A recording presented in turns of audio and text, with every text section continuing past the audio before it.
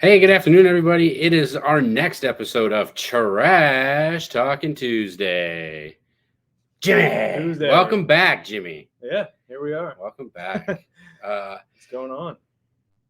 Well, you know how we always talk about, or I can't say we always talk about because I don't think we've really talked about it, but uh, the narrative is. What haven't we talked about? Well, Chris? I know, but the narrative always is that big companies and billionaires and big companies are the bad guy, right? They don't fucking support their people, their workers. Their workers basically the narrative is always that it's slave labor, no matter who you work for. Yeah, that is the narrative.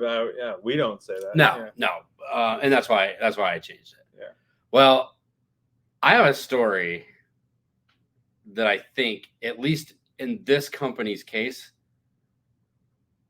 100% goes with that narrative. Yeah. And it's gonna happen. Yeah, I think with a lot of the leftist fringe arguments about that stuff, there's a lot of fringe cases where that is the exception but not the rule, and they make it sound like the rule, but yeah, of course we have an exception. We have an exception, and this one's like to the extreme. So whatever you could think of as possibly being an employer company's extreme ideology on how well or how unwell they're going to treat their workers. Yeah. This is the ultimate. Okay, well, I'm gonna do my best to counter the argument, push back, and make sure that they are evil, greedy scum. What happened? Well, it's interesting. I'll tell you the story, and then I don't know if it's really about. I can't determine based on the facts whether or not it's greed driven, or just fucking laziness driven. Okay. So we'll see. I'll let you make your decision on that. And I want to make sure that I get the fucking company right, because these bastards need to be put on blast, even though this happened last year. So Walmart. Yeah, no. So down in Trinidad and Tobago. Okay. There's a company called Pariah Fuel Trading Company. Okay. I think it's actually a U.S. owned company, but operating down there. Yeah. I'm not 100% sure on that, but I think I read somewhere that it is either a U.S. owned or a subsidiary of a U.S. owned. Well, yeah, I was gonna say it gets really weird with talking about companies, because as they get bigger, they're always owned by something. Like even Google is not like, most people don't even know that Google is a subsidiary of Alphabet or whatever, or I don't even know how it's exactly broken up, but like, yeah, it's not its own. Google isn't really its own company, right? So it's like 20 different companies. Yeah. Whatever. So anyway, I'm gonna try to compact this into the shortest time frame possible, well, not excluding any important parts of it. So they have these pipelines, that run from just offshore, 60 feet below the surface of the water, and 1,200 feet out to sea. Right. So they're U-shaped. They look like a giant U. So there's a pipe that goes down 60 feet, and then it goes out 1,200 feet, and then the pipe comes up. So just onshore, right? No, it's just offshore. Oh, well, okay. That's where their platforms are or whatever. So I see what you're saying. So so think of it this way. A ship pulls up to a dock out here where that pipe is. They hook onto that pipe. They pump their oil off the ship into the pipe right there. It goes through the 1,200, and when it comes up on this end, that's where the people on shore connect to extract the oil to put into whatever processing it needs to go into to process the oil. Yeah. Okay. So they have 6 of these. Okay. Well, number 6, it's called Berth 6. They haven't used in 2 years. What they did was they took the end of it. Now, I think these pipes are 2.5 feet wide, or 2.5 feet in circumference, I guess would be the right. Oh, diameter. Diameter. Yeah. The width. Yeah. Complete width of it. Yeah. And so what they did when they decided that they weren't going to use this is they basically like winterized it, right? So they They put an inflatable cork basically in it, blew it up, and then submerged it below the surface of the water, so that it was out of the way of shipping lanes and all that shit. And this is the end that's closest to the shore. Okay. Yep. Tracking. So they decide at some point that they're going to reopen berth 6 and start using it again. So the divers, the 5 divers, go to work that morning. They get their orders. Hey, we need you to basically open berth 6 that's been closed for 2 years. Well, they have this thing called a habitat. Yeah. That they put, you know what those are? Yeah. Where they put it on top of, it's still underwater, but it's a breathable habitat for humans where they don't have to wear all their scuba gear and shit. Yeah. And so they can work on the pipe without having all, 100 pounds of gear on. Somehow, and it's never, I don't think even to this day, it's really been figured out.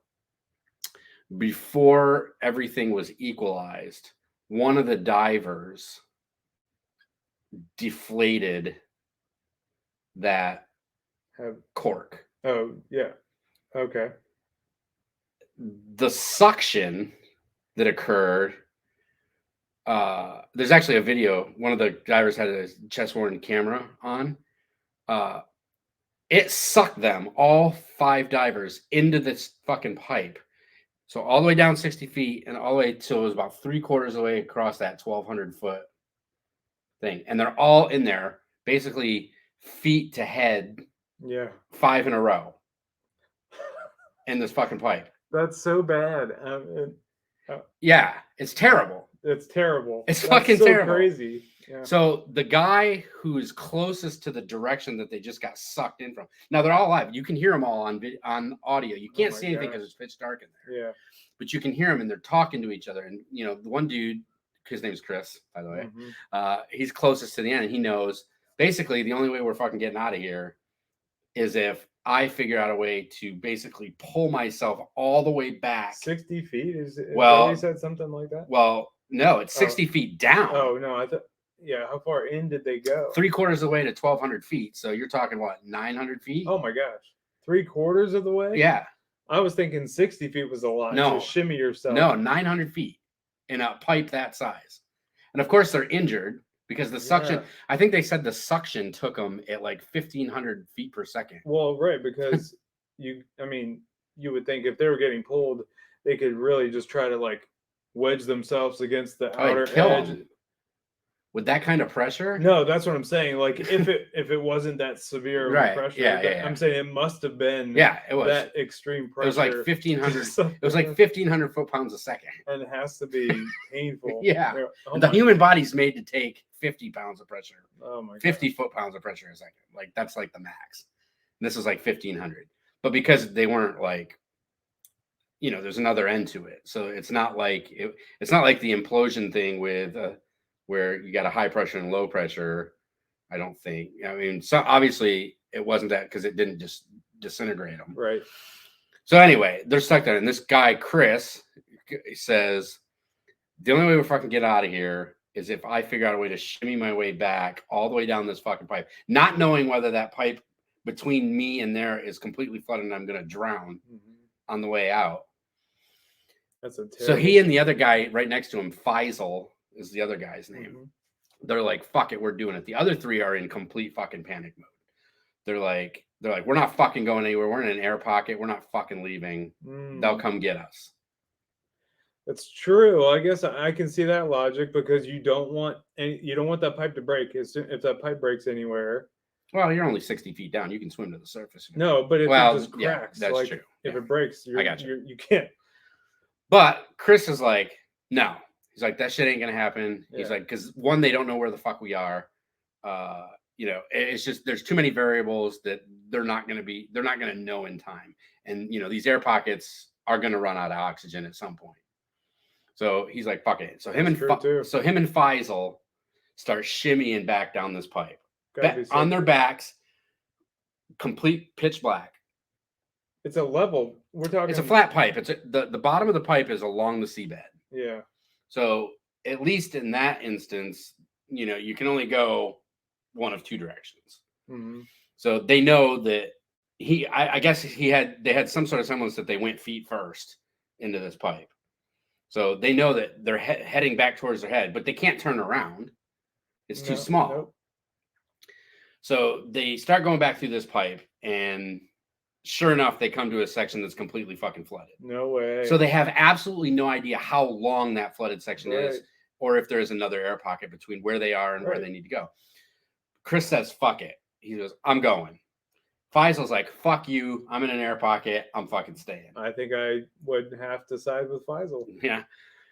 So Chris fucking takes a fucking breath, goes into the fucking water, held his breath for a considerable amount of fucking time. I mean, yeah, you can only shimmy. Came out the other side, right at the bend, going up in an air pocket. Right at the bend going up. How far up was it from there? Well, so that's 60 feet. So he's in an air pocket. Oh my God, they went down 60 feet. And then out 900. Yeah. That's insane. So the air pocket's right at the bend, right? So that elbow of where the 60 meets the 1200. Yeah. So that's where he ends up. And he's in an air pocket. So he feels with his back that it's starting to go up. So he knows he's at the bend. So he says, fuck it, holds his breath and swims the 60 feet back up. But it's not, so the pipe goes all the way up. Say my arm is this is the top of the pipe. The water stops here. So he can only swim to this high because the habitat's sitting up here on top of the pipe. So he realizes that he can't get up, but he sees a fucking chain that didn't get sucked all the way down, but it's still connected to the habitat. So he grabs the chain and is able to pull himself up back into the habitat, where the habitat has already re-equalized itself. Okay. Because once all the suction, once all the pressure is gone. Well, that's pretty much what stopped it. What stopped their movement. Right. So, yeah. So it re-equalized itself. So he's in the habitat. Well, he gets up there. They already have the rescue crews. They already know something went wrong. Wonder how long the time was from when they. Yeah, they don't really give the time frame of that part of it, only that it happened. I got to imagine that it was probably less than an hour. So he's up there and he's starting to talk to the rescue teams that are up there, and they can hear the other four banging in the pipe, because that's what you're taught to do underwater. So you're taught to bang on shit because noise travels in the water and it's pretty recognizable sounds. Yeah, but it's still got to be hard to like directionally, triangulate, if you will. But they already know that they're in the pipe. Yeah. So, I mean, they have the benefit of knowing where the pipe is.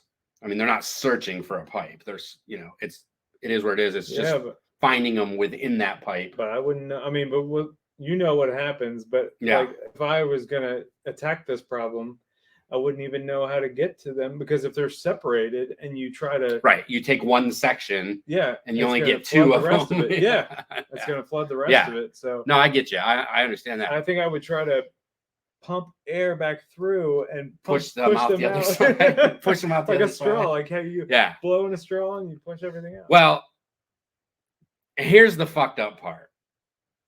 So, the company says, we're sorry, but it's too dangerous. We're not going to send anybody down there to save them. We're not going to do anything to attempt to fucking rescue them. That's crazy. So Christopher, the dude who made it out, he's like, fuck you. And he throws his shit on and he tries to jump back into the pipe to go fucking save them.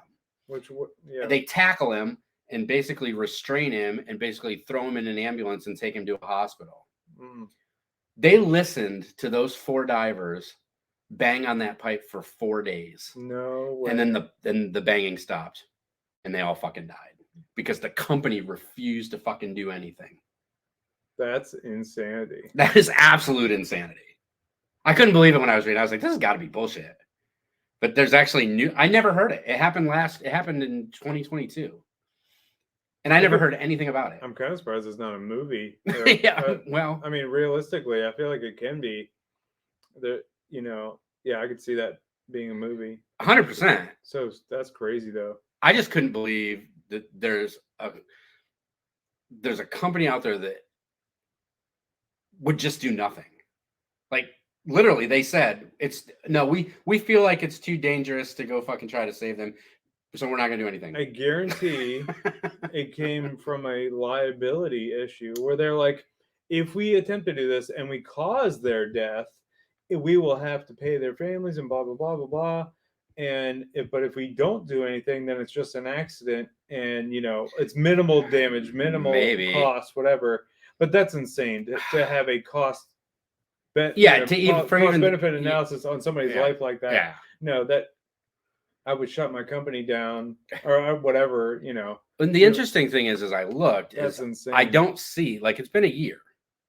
It was February. 4 days. 4 fucking days. How do you sit there and listen to what you know? I'd love to hear that guy Chris's story. Like, I mean, there's really nothing past like the 2 or 3 days. They probably hushed him up. Yeah, there's nothing really past the 2 or 3 days while the whole thing happened. Story-wise, it just fucking ends. It just goes away.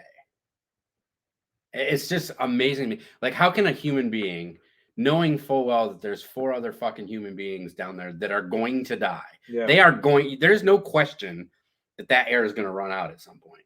And you don't even run a fucking air hose down there. You don't fucking do anything to try to sustain. No, I feel like it would be the best thing to be is literally probably to suck. I was gonna say, put a pump down there. Pump them, to suck them basically back out. Because, not even that, just suck the water out. Well, that's why I say that, because you have to get that water back out. But yeah, to suck the water back out, you suck the water out and you drop an air hose in there, pumping fucking air in there, so that you know that they're not going to run out of air. Yeah. Well, I mean, while simultaneously starve eventually, but like but that at least buys you time. You can live, not starve, but and you can also fucking drop water bottles down there and hope that they fucking make it. I mean, because obviously Chris was able to shimmy himself back. If there's no water against them anymore, and they realize that the water's gone, they may start trying to make their way back towards whatever, and you can drop them. Again, you can establish an airway. You can fucking. You can, electric submersible pumps like the one I use for my fucking hot tub.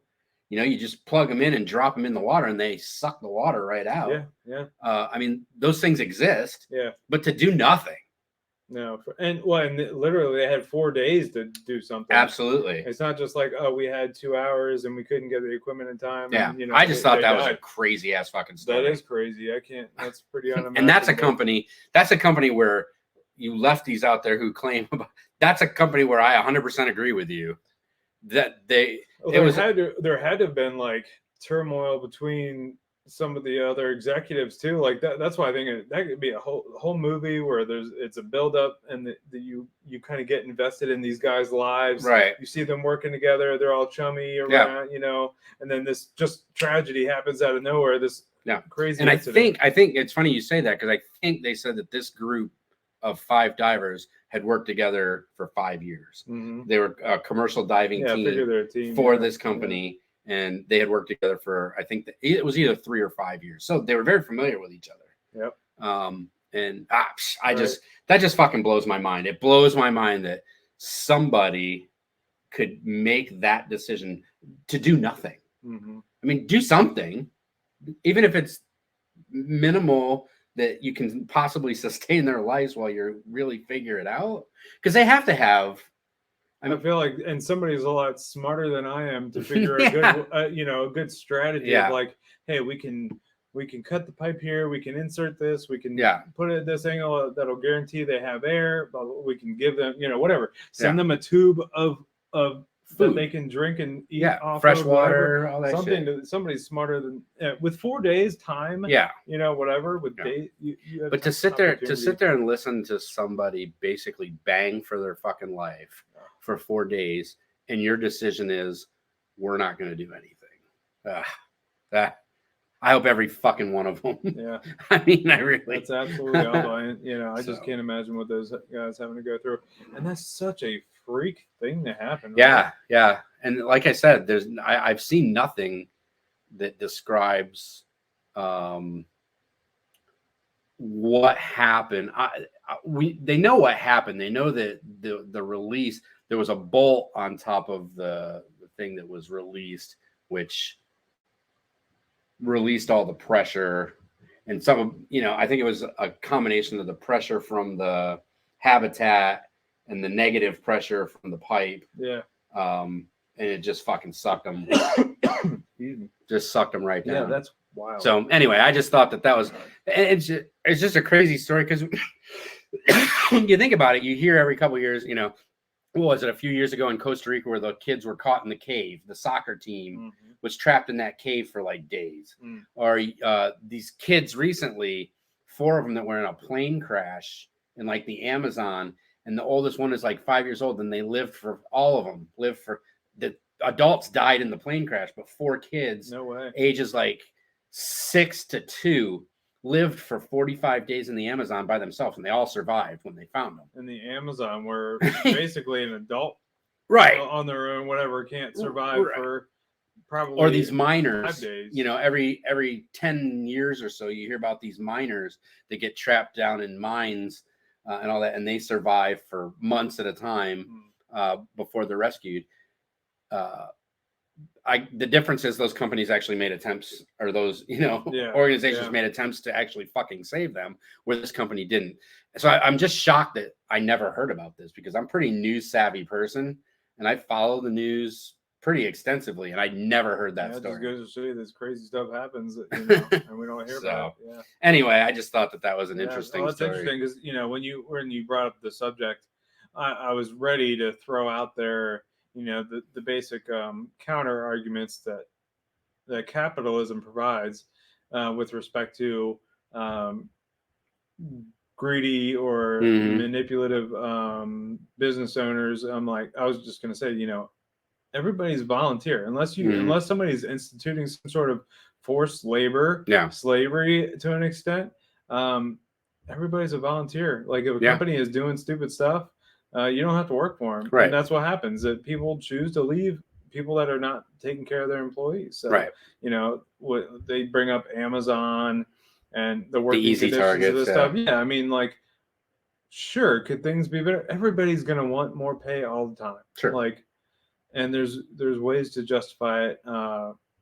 But and if somebody has a bad policy, like, hey, they're making them work in the warehouse, and they're not giving them breaks for 4 hours, then that issue will fix itself when people refuse to work there. Exactly. And if they're being compensated for working in difficult conditions, maybe like that, then that's just the price that they're willing to accept. Right. So you can always try to advocate for better stuff, but the best thing you can do is speak, with yourself, don't leave if that doesn't work. But it doesn't sound like these guys had that option. No. And that was not the case. But I bet you a lot of people left, and a lot of people didn't support this company after that. Yeah. And again, you don't see anything about lawsuits. You don't see anything about really anything beyond the end of the story where these 4 died. You don't even see where they ever actually recovered the bodies.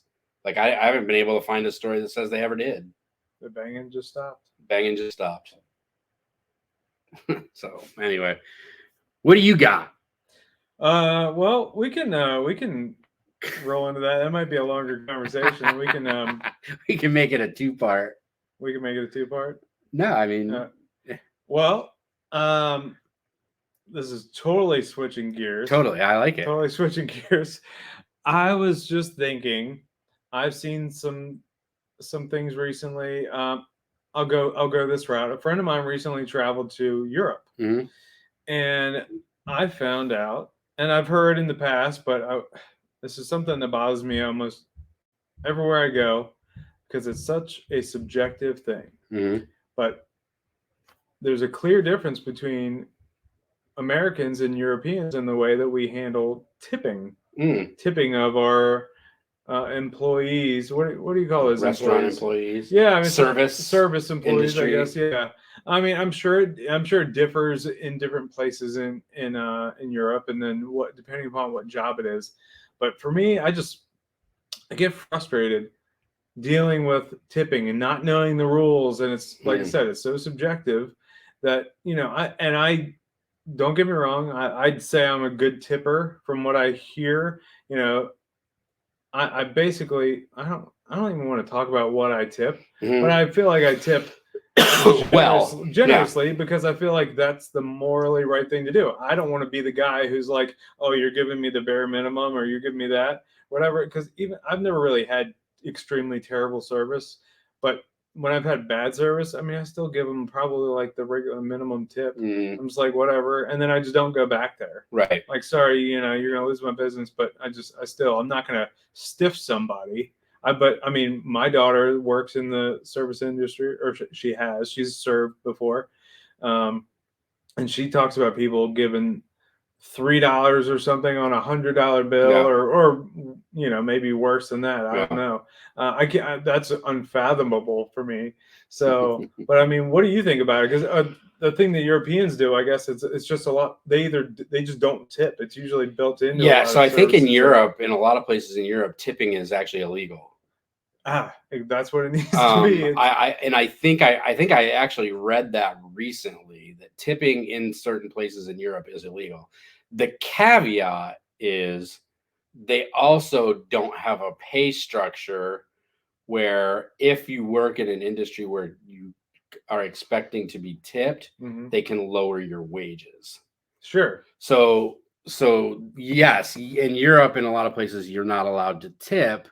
Having said that, they're also making whatever, you know, whatever normal wage for that country. Yeah. I guess you would call it the minimum. If they're making minimum wage or more. Whereas here in the US, if you work as a server and the expectation is tips, they can. I mean, I think my daughter used to wait tables. Yeah. And I think they would pay them like $3 an hour. Right. And then you're expected, the expectation is that you're going to make that up. Yeah. With tips. But I'm paying this business. Well, and I think part of the problem is now it's getting out of hand. Yes. Where I know right where you're fucking going. I know right where you're going with this. It's funny because there's all kinds of memes and videos on there of like, we're just having a conversation. Then I'm just going to need you to answer a question here. Yeah. And it's going to be like tip 20%, 15%, or, you know, I guess you can hit no tip if you know. Yeah, you know, you don't have to. You don't have to. Yeah, I hate it. Yeah. I just hate that social pressure. It makes you the bad guy. Yes. Yeah. And now I'm like, and if I have to do it before I get my food, and I hit no tip, I'd be like, great. Yeah. Now, do I really want my food? And they're just exactly. And then they're just going to be angry. No, I think the one that frosts my ass the most is how do I explain it? Places that you go where, and it's not even like, I guess it would be kind of like takeout, where they didn't wait on you. Right. They didn't provide you any service whatsoever other than handing you a bag. Yeah. And then the expectation is that's exactly what I'm talking about. It's absurd. That to me, now I do it, but I usually do the minimum. I generally don't do it unless something weird happened or they went above and beyond and maybe got me like a discount or something, or maybe, you know, they provided me something for free because or whatever, you know, because your wait was fucking 3 hours. Yeah, if somebody saves me $20 on something, I'm gonna probably throw them $10 back or something personally. Yeah, you know, just because as a thank you. But like in general, they're not performing any additional service than what their standard job is. Well, and that person that's at the register 9 times out of 10 isn't even the person who performed the task of making the food. Right. So why am I tipping you? Yeah, it just makes what do you need a tip for? Don't like that social pressure. So I don't know if it's still like this because I haven't used an Uber in a long time, but I remember the last time I did Uber, it was like tipping was a no-go. It was just built the fare in. Was the fare. The fare was the fare, and that's how it was expected. And tips are like not expected, and that's cool. And so like even in that case, the one time, and I took this is on a business trip. I took a bunch of Ubers around town. I didn't tip because I paid the service, and that's what was expected. However, there was a driver who picked me up and took me to the airport. And I knew that because of the airport rules that he was not allowed to pick up a fare on the return. So I knew he had to drive about 45 minutes back without making any additional money. So I did tip that guy. Yeah. I mean, I feel like that makes sense. It was situational. Yeah, and you knew that you took up not 45 minutes, but an hour and a half of his time. Exactly. Where he wasn't going to be able, an hour and a half where he wasn't going to be able to make any additional money. Right. Yeah. Yeah. No, I get that. But I mean, and I think under those circumstances, that's pretty reasonable. I didn't go crazy, but like that's just reasonable. And it wasn't like these other places where I'm already paying these inflated costs, and that just raises your bill. Sure. That's why I like drinking out. I can't imagine. I don't know how people drink out in places. Not like anymore. Just racking up your bill, and then you're still paying. Then you're paying that much more in your percentage. Same service. Yeah, I mean, I'm sympathetic. Oh, is that the right word? I'm sympathetic to the plight that service, particularly restaurant servers, have when it comes to their wage, because I honestly think that the ability of people in the restaurant industry to lower their fucking pay in an expectation of, you don't know me, I don't know you. I come in your restaurant fucking 4 times a week. I'm the worst tipper in the world. Exactly what you said. I'm gonna rack up $100 bill and I'm gonna give you a $3 tip. Well, how does that fucking compensate for $3 an hour? Yeah, it doesn't. No, exactly. But I also probably took up an hour of your fucking time where you're not gonna be able to make any more money during that time period. I know my son worked as a server at a restaurant here in Maryland, and there's a couple of times where he told me that he had a table and he had like 22 people. And it was a massive bill. Yeah. And they left him like $20. Yeah. Yeah. So he just served 22 people. And well, that's why I understand some of those places. Generally, places like that serve so many people, the gratuity is built into the bill. It's usually like a flat 18%. Yeah. When places do that, I don't pay them anymore. Yeah. When I probably would have, because I will always tip higher than that generally. Yeah. But Megan gets on my ass about my tipping. Well, because I'm a generous tipper. Yeah, I mean, but you understand. She's not. She's tightwad. I understand it. Well, but I mean, I wouldn't be as sympathetic if I felt like they got paid appropriately. Right. Now, I would like to listen to some people in the service industry in Europe and America and see how they feel about those jobs, because maybe without the ability to tip, they don't get those other opportunities where people are throwing $100. That's true. Yeah, I mean, you got to take the good with the bad. Yeah. I mean, and it's not to say because there's days where my son would work 4.5 hour, 5 hour shift, and he'd make $450 in tips. Yeah, you find those generous people. I mean, and so yes, it does go the other way, but I'm not sure, and I think that's probably location driven. Mm-hmm. Like if you're a server on the fucking Las Vegas Strip, you're probably gonna reasonably expect that you're gonna make a considerable amount of money in tips. If you're a server in Frederick, Maryland, you probably have days where you do well, and days where you don't do well. Yeah, based on who comes in on those particular days. So, like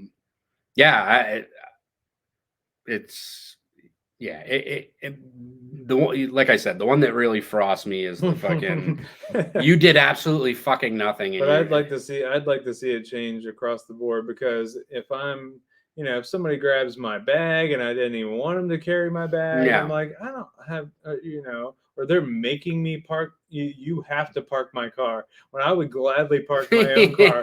I don't want to give you $5, dude. Yeah. Sorry. That's well, and look at like the fast food industry. Like most of them, if not all of them now, have apps where you can order food on the app. You either go through the drive-through or you park in a parking lot or a parking spot designated for pickup. Yeah. They bring your food out to you. There's no anticipation that you're tipping in that situation. They don't even ask. Granted, their pay structure is normal. They don't get a reduction because there's no expectation of tipping.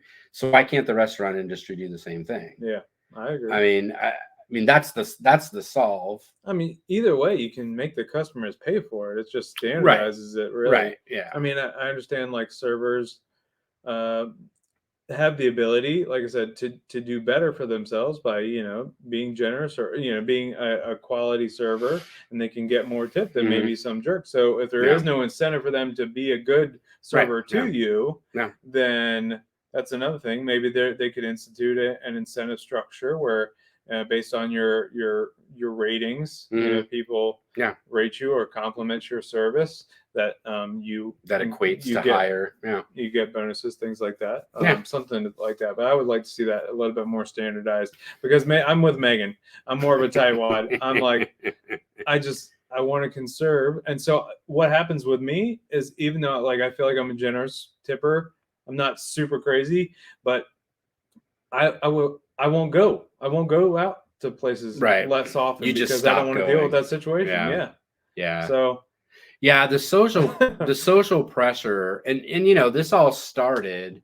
I mean, I think the real pressure on this started right around the time this whole push for the fucking $15 minimum wage thing started. So this is kind of like an offshoot of the $50 and the expectation. Well, and then also when COVID shut down, and then everybody's like, take care of your servers, because they're struggling. They're not getting a lot of help. Well, your Uber guy, your Uber Eats guy, you make sure you're tipping them. Make sure you're taking care of them, because never done Uber Eats. We have a couple of times, but we won't talk about. I think her name was Jennifer. We won't talk about Jennifer, who took 2.5 hours to deliver a fucking pizza.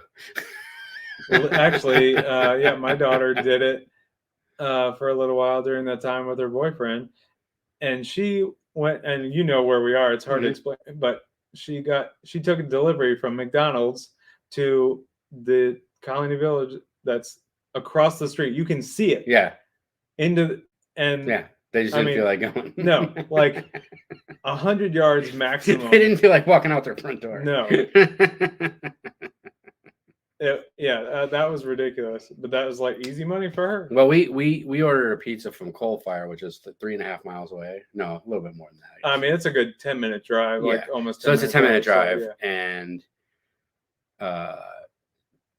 2.5 hours later, and 4 phone calls to Uber Eats. Oh my god! It finally got fucking delivered. I just not hungry anymore. That's after it got picked up. We knew when it got picked up, and so from the time it got picked up to the time it made it to our front door was like 2.5 hours. It was ridiculous. That's crazy. It was absolutely. If my food isn't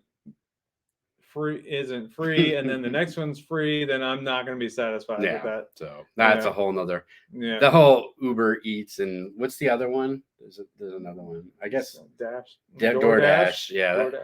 That I can go down a fucking rabbit hole on those, just because of the apps and the lack of security on their apps, and everyone getting hacked on their apps, and then their company's policy in dealing with those things is fucking ridiculous. I think the service is great. I think it's a great idea, and people use it. There's busy business people, like that find that valuable, and then people can pick up extra money on the side and kind of, hey, that's capitalism right there. I feel like let people to work if they get paid for how hard they want to work. Like, I can appreciate that all day. Yeah, absolutely.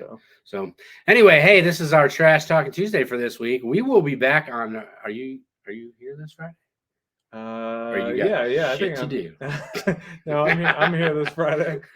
So we'll be back on Friday. We're certainly getting back on track with getting these things out on time. So we plan on continuing that, and we appreciate your listenership or viewership. Now we can say viewership now. Viewership, that's right. Viewership now. And by the way, favorite chef plug.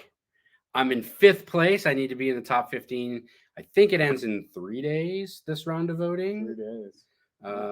And right now I'm pretty solid in 5th place. Yep, currently in 5th. 2 days. So for the next 2 days, I need to remain in the top 15. Now, here's where it gets interesting. I think it looks like what they're doing is they're just weeding it down from 25, right? So at first I had to be in the top 20, which I made. I was in 6th. Then I have to be in the top 15. Now I think they're going to do another round where I have to be top 10 after that, and then I have to be top 5. I am the cutoff right now. Yeah. So it's important. If you've been voting for me, I appreciate it 100%. But stick with me. This is a marathon, not a sprint. So I need you to keep voting for me. I will throw really quick. Yeah, here's the link. So feel free to go to that website, and you get to vote one time for free every day. It's easier. It's easy if you have Facebook. Is the easiest way because they'll verify you through your Facebook account. But yeah, go on there and vote if you have been voting. I appreciate it. I'm excited. I want to do it. I was kind of nervy at first when they told me that I made the voting rounds. But now since it's kind of grown on me. Now I'm like, I want to fucking do it. That'd be cool, man. So do that, and we will see you Friday.